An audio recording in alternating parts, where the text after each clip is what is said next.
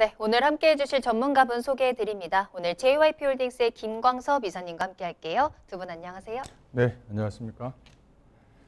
네, 부동산 규제가 또 단기적으로 또 나올 것 같습니다. 또 하나는 고위 공직자도 다주택자이면은 매도를 해라라고 이제 지금 방송에서도 많이 나오고 있죠. 그래서 여러 부분으로 해서 다주택자들이라든가 단기 매매자들한테 또 부동산 규제가 또 나올 것 같습니다. 항상 알토마토 부동산 TV 방송 보시면서 부동산의 흐름 찾아가시길 바라겠습니다.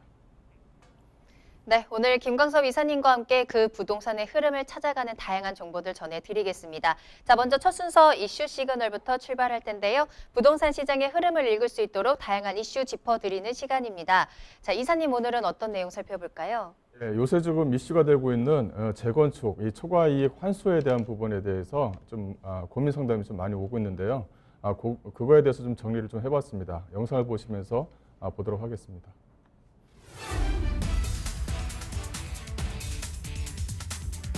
재건축 초과이익 환수제란 재건축 사업으로 발생한 초과이익을 부담금으로 환수하는 제도인데요. 재건축 조합원이 얻은 이익이 1인당 3천만 원을 초과하면 이익 금액의 최고 50%를 환수하는 제도를 말합니다. 2006년에 처음 시행되었으나 주택시장이 침체한 2013년에서 2017년 유예되었다가 2018년 1월 다시 시행됐고 재건축 단지들이 헌법소원을 제기해 중단되었다가 작년 12월 헌법재판소에서 합헌 결정을 받았습니다. 이번 6.17 부동산 대책에는 올해 하반기부터 재건축 단지에 대한 초과이익 부담금 부과가 본격적으로 시행된다는 내용도 포함되는데요. 정부는 전국 62개 재건축 조합에 대해 총 2,533억 원의 부담금을 거둘 예정이며 이렇게 환수된 부담금은 공익사업을 시행하는 데 쓰인다고 밝혔습니다. 초과이익은 재건축 준공 후 평가한 집값에서 재건축 사업 시작 시점의 집값을 뺀 가격에 인근 주택가격 상승분과 개발 비용을 감안해 산정되는데요. 공시가격이 급격히 오르면서 과잉징수되는 것 아니냐는 우려가 있었으나 최근 국토교통부는 개시 시점과 종료 시점의 주택가격 산정 시 동일한 공시 비율을 적용하도록 관련법 개정안을 마쳤다고 발표했습니다. 오늘 부동산 시그널에서는 2020년 하반기부터 시행되는 재건축 초과이익 환수제에 대해 상세히 살펴보겠습니다. 예, 이제 부동산 규제를 하게 되면 한 총 4가지 정도로 좀 나눌 수가 있죠. 그 4가지 정도를 좀 얘기를 한다면 거래 규제라든가 또 하나는 조세 규제, 또 공급 규제라든가 금융 규제 이렇게 좀 나눌 수가 있습니다. 그 중에서 가장 강력한 것이 금융 규제다라고 이제 익히 아실 것 같고요. 그 다음에 이제 재건축 초과이익 환수 부분 같은 경우는 어떻게 보면 거래 규제에 좀 속하겠죠. 그래서 어떤 그 규제 속에 좀 포함이 된다라고 이제 말씀 좀 드릴 수가 있을 것 같고, 이 재건축에 대한 어떤 기대감이 상당히 높았었죠. 2년 동안. 그래서 재건축이 부동산 시장을 좀 전체적으로 가격을 좀 이끈 주도 세력이었습니다. 하지만 최종적으로 그 헌재에서 헌법재판소에서 작년 12월 달에 최종적으로 이제 판결이 나왔죠. 일부 위헌을 받을 것이다. 안 그러면 한정적으로 합헌을 받을 것이다. 이런 어떤 추측이 좀 있었는데 전체적으로 재건축 초과이익에 대한 환수법, 이 환수법이 합헌 결정을 좀 내렸습니다. 그래서 국토교통부에서 상당히 좀 탄력을 받고 현재 좀 진행을 하고 있다. 이렇게 좀 보시면 될 것 같은데요. 앞으로의 재건축의 어떤 방향으로 좀 갈 건지를 좀 추이를 좀 볼 수 있다. 이렇게 좀 말씀을 좀 드릴 수가 있을 것 같아요. 이 재건축 초과이익 환수라는 부분은 어쨌든 간에 시행을 하고 어쨌든 추진위가 설립돼서 진행을 하고 그 다음에 이제 준공되는 시점에서 이제 가격이 이제 얼마 정도 나올 것이다라는 것을 평균적으로 좀 예측을 할 수가 없는 부분이 있었죠. 어떤 허공했던 가격을 허공했던 가격을 좀 예상을 할 수밖에 없었던 부분인데 이것이 이제 구체적으로 이제 가격이 매겨지다 보니까 이 재건축에 대한 어떤 기대감이 앞으로는 좀 더 많이 줄어들지 않나 싶어요. 그래서 현재 좀 진행되고 있는 재건축 아파트들도 진행 속도를 좀 더 늦춘다든가 안 그러면은 좀 더 좀 이 법이 좀 개정되길 좀 기대하면서 좀 더 좀 장기적으로 좀 갈 수 있지 않나 그런 어떤 판단을 좀 해봅니다. 그렇다면 이 내용이 어떤 내용인지 한번 좀 보도록 하겠습니다. 내용을 보시게 되면 이 초과이익 환수제라는 것은 도시 및 주거환경정비법에 의한 재건축입니다. 소위 말하면 재건축만 포함되는 거죠. 이 재건축이 아닌 재개발이라든가 리모델링이라든가 이런 부분은 좀 제외가 되는 겁니다. 또 하나는 이제 빈집 및 소규모 주택 정비법이라는 게 이제 만들어졌죠. 거기에 따른 그 안에서도 조금 더 재건축이라는 의미가 좀 들어가 있다 보니까 여기서 오늘 초과이익을 환수하겠다라는 내용이 있는데 이 소규모 재건축 사업 같은 경우는 관련법 조항을 보게 되면 거의 뭐 해당 사항이 안 된다라고 이제 보시면 될 것 같아요. 그래서 이 주택 가격의 안정과 사회적 형평을 도모하고 뭐 건전한 발전과 사회 통합을 추구하겠다라는 내용이 이 목적 안에 좀 포함이 되어져 있습니다. 또 이제 재건축 초과이익 환수제를 보시게 되면 앞서 이제 영상으로 좀 보셨다시피 이것이 2006년도에 집값이 가파르게 좀 상승했을 때 2006년도에 좀 도입이 됐었습니다. 그래서 부동산 시장이 위축되어진 2013년부터 17년까지는 유예를 좀 받았고요. 그래서 잠정 유예 이후에 2018년도 1월 달에 재시행이 됐습니다. 그래서 기준점이 2017년도 12월 31일을 기준점으로 하다 보니까 그 이전에 이제 재건축을 하고자 했던 발빠른 재건축 진행 단지들은 12월 31일 날 기점으로 해서 뭐 어느 정도까지는 뭐 관리처분까지는 받은 경우가 있고 또 사정에 의해서 못 받은 경우에는 재건축 초과이익 환수에 대한 부분에 대해서 적용을 받는 그런 형태를 좀 보이고 있습니다. 또 하나 이제 내용을 좀 더 보시게 되면 이 부담금을 좀 부과하게 되는데요. 이 2018년도 1월 2일 날 이후 관리처분 인가를 신청하는 재건축 조합에 해당 사항이 됩니다. 앞서 말씀드렸다시피 재건축 사업에 따른 초과 이익에 많게는 약 한 50% 정도를 좀 부과하는 어떻게 보면 상당히 좀 부담이 되는 환수법이다 이렇게 좀 보시면 될 것 같아요. 그래서 이제 그 2017년도 12월 30일 이전에 관리처분 대상 단지를 좀 보게 되면 이렇게 신반포 아파트 같은 경우는 지금 현재 2017년도 12월 30일 이전에 이제 그 허가를 받아서 여기 해당 사항이 안 되는 것이고요. 그다음에 반포 1, 2, 4주구 같은 경우도 해당 사항이 안 됩니다. 3주구 같은 경우는 여기서 좀 빠져 있기 때문에 초과이익 환수에 좀 대상이 된다 이렇게 좀 보시면 되고 또 지금 뭐 신문이라든가 내용을 보시게 되면 뭐 최고 뭐 반환하는 초과이익 환수 그 금액을 보게 되면 뭐 세대당 뭐 1억 8천 뭐 이렇게 좀 나오고 있는데 그것이 이제 뭐 반포 3주구에 좀 해당되지 않을까 싶어요. 그리고 이제 잠실 진주라든가 잠실 미성 클로바도 해당 사항이 좀 안 되고 있고요. 그 이제 현재 지금 요거의 그 대상 단지는 뭐 어디냐라고 이제 보게 되면 뭐 청담동 두산 연립이라든가 한담동 한남 연립, 그다음에 묵동의 정풍 연립 이렇게 좀 되어져 있는데 그 한남 연립 현재 좀 8억 원 아파트죠. 이 8억 원 아파트가 현재 지금 소를 제기해서 현재 좀 헌법소원을 제기해서 현재 좀 진행되고 있는 겁니다. 그래서 조합원 1인 평균 금액을 약 한 5,500만 원. 그러니까 그 조합원을 인수한 최종 매수인이 이제 4개끔 되어져 있죠. 좀 약간은 좀 불균형이 있다 이렇게 좀 판단이 좀 드는데 일단은 법조문이 그렇게 되어져 있는 부분이 있으니까 최종 조합원을 인수한 최종 매수인이 부담을 하게 된다. 이제 이렇게 좀 보시면 될 것 같아요. 그다음 부과 예정 단지가 있죠. 그러니까 2017년도 12월 말까지 관리처분 인가를 신청하지 않은 뭐 60여 개의 재건축 사업장이 이제 여기에 해당이 됩니다. 그래서 전체적으로 총 규모액이 약 한 2,500억 정도가 되고요. 이 부담금은 이제 예정액을 이제 통지한 곳도 있고 예정 단지로 예정을 갖추고 있는 그런 단지가 있다. 이렇게 좀 보시면 될 것 같아요. 그래서 조합원 1인당 뭐 1억 3,500만 원의 부담금 통지된 조합이 있고 이거는 이제 준공시에 징수될 예정이다. 준공시라고 하면 2021년 정도를 예상을 할 수가 있는 거죠. 그래서 예정 단지를 좀 보게 되면 뭐 소위 말하면 좀 재건축을 뭐 주도했던 단지들이 여기 안에 좀 포함이 되어져 있는 것들이 좀 많이 있습니다. 그래서 뭐 반포 현대라든가 뭐 이런 부분이 있고요. 또 방배에서 방배 쪽 재건축 아파트도 여기 좀 포함이 되어져 있는 부분이 있고요. 많게는 뭐 1억 5천에서 뭐 7억까지도 가는 그런 어떤 단지들이 있을 수가 있을 것 같고 뭐 적게는 뭐 50만 원에서 100만 원부터 시작되는 재건축 단지들도 있을 것 같습니다. 다양하게 좀 꾸며져 있다 이렇게 좀 보시면 될 것 같고 이 헌재 판결 내용을 보게 되면 일단 한남연립 앞서 말씀드린 그 8억 원 아파트에서 한남연립 재건축 조합원이 이제 소원을 제기했죠. 그래서 재건축 부담금 부과에 대해 헌법 소원을 제기했는데 이 재건축 초과이익 환수에 관한 법률 제3조 등은 이 헌법에 위반되지 않는다. 즉 합헌 결정에 나온 것이 상당히 좀 큰 의미가 있습니다. 그래서 뭐 일부 위헌이라든가 뭐 한정합헌이라든가 이런 것을 기대하고 있었는데 전체적으로 이 법률은 헌법에 위반되지 않는다. 이제 그 내용이 좀 들어가 있는 부분이 있죠. 내용을 또 한 번 더 보시게 되면 이렇게 법률에 대한 명확성이라든가 이 비례의 원칙이라든가 이 재개발이라든가 평등 원칙에 뭐 위배되지 않는다라고 이제 얘기한 부분이 있습니다.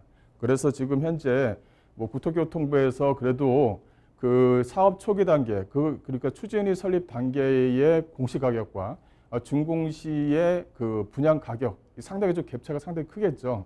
이런 것을 좀 조정을 했다라고 이제 나와 있는 부분이 있는데 그래서 이것도 이제 법이 좀 통과가 되어져야 되는 부분이 있습니다. 그래서 빠른 통과를 해야 되지만 해서 조합원들의 좀 부담을 좀 최소화시키는 게 어떤가 싶고요. 그런 부분이 좀 남아 있습니다. 그다음에 산정 방식을 좀 보게 되면 이 종료 시점에 대한 가액에서 이 개시 시점의 주택 가액과 이 정상주택 가격 상승분 이 총액과 여기서 이제 개발 비용이 들어갑니다. 이걸 빼서 이제 그 부가액을 좀 부과하게 된다. 이제 이렇게 좀 보시면 될 것 같아요.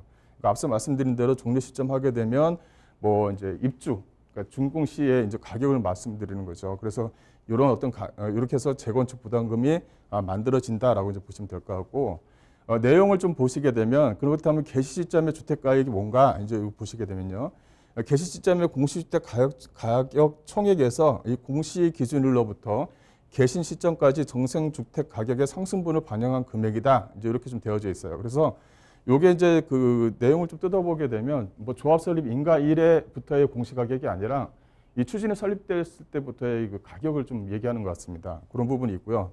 또 이제 그 재건축하게 되면 또 기간 또 길어질 수가 있잖아요. 그래서 부가개 시점부터 종료 시점까지 10년 초과 시, 이 종료 시점부터 역산해서 뭐 10년이 되는 날로부터 부과하는 시점으로 한다. 이렇게 좀 되어져 있습니다. 그래서 예를 들어서 2020년도에 준공이 되어져 있는 재건축 아파트라고 한다면 이 역산을 하는 거죠. 그래서 뭐 2005년도에 추진위가 설립됐다 하더라도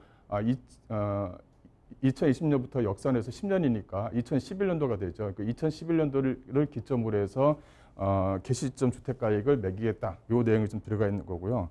근데 정상주택 가격 상승분이라는 게 있습니다. 이 정상주택 가격 상승분이라는 게 정기예금 이자율이 높거나 또는 평균 주택 가격 상승률 중 높은 비율을 곱하여 산정한다. 이렇게 좀 되어져 있는데 뭐 아시다시피 정기금액 이자율 자체가 상당히 좀 낮죠. 그러다 보면 평균 주택 가격 상승률. 그러니까 이 아파트가 그 만들어져서 준공되는 시점을 보게 되면 그 기간까지 주변에 있는 아파트 가격이 얼마만큼 올랐냐. 이것을 정상주택 가격 상승분으로 보겠다라는 것입니다. 그 주변 지역의 정상 가격 상승분이 아예 없다고 한다면 그대로 매기겠지만 또 가격은 또 올랐지 않았겠습니까? 그러니까 평균적으로 주변 지역이 가격이 3억 정도 올랐다 그러면 뭐 예를 들어서 뭐 그때 토지 가격 주변 지역 가격이 뭐 10억에다가 개발비가 약 한 5억 들었다. 그리고 준공시 한 20억이 들었다 하게 되면 5억 정도가 빼기를 해서 5억 정도가 이제 그 관리처분 이제 부과하는 그 금액이 되는데 주변 지역의 가격이 한 3억 올랐다 하게 되면 이제 18억이 되는 거죠. 그래서 뭐 2억 정도가 이제 부과되는 가격대다. 이제 이렇게 좀 보시면 될 것 같아요.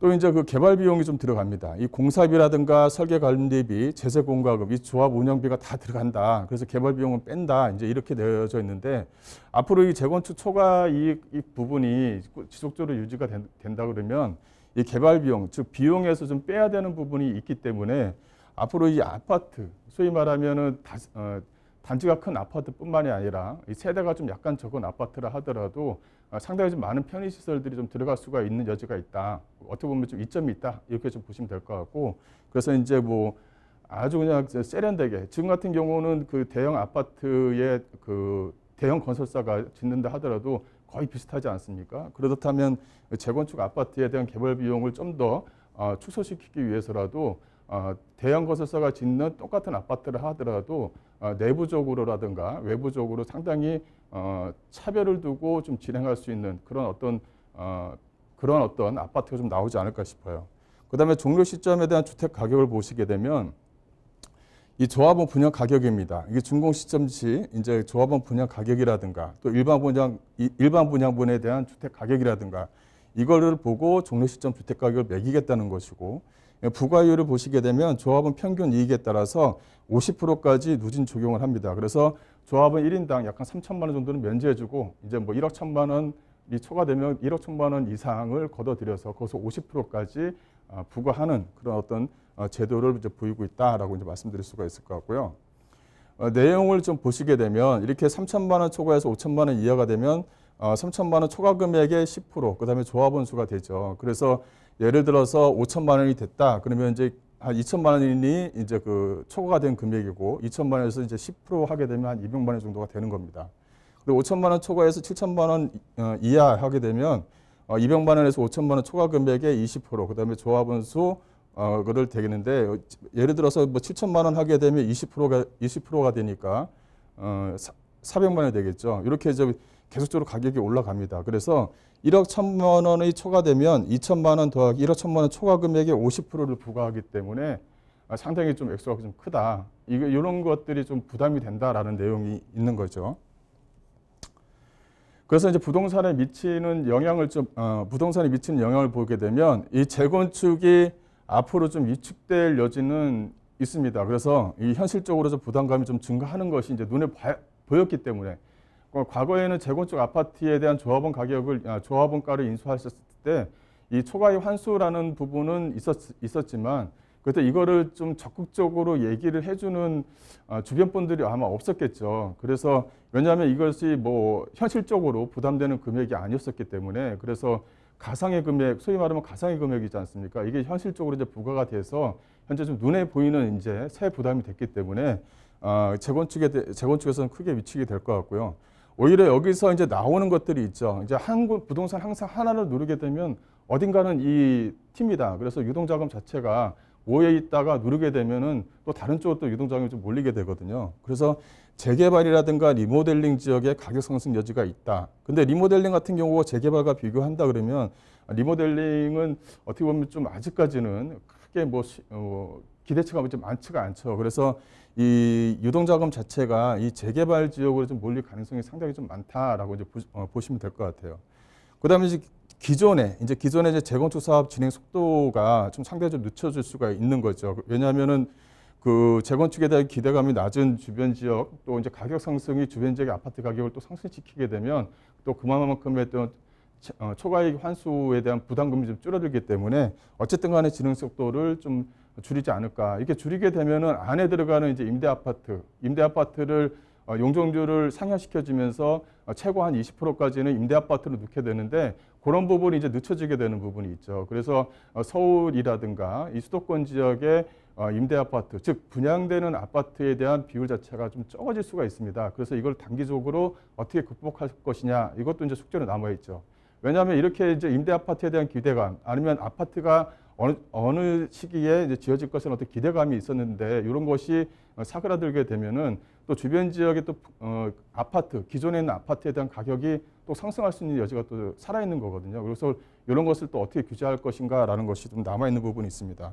그다음에 최종 준공 시점 조합 매수자에게 부담이 가중된다는 것은 어떻게 보면 좀 아쉬운 점이 있는 거죠. 중간중간에 이제 매도하신 분들한테는 환수 금액이 없다가 이제 최종적으로 이제 조합원을 사서 관리처분에서 사서 가져셔서 등기까지 하신 분들한테 부담금이 적용되는 부분이 있으니까요.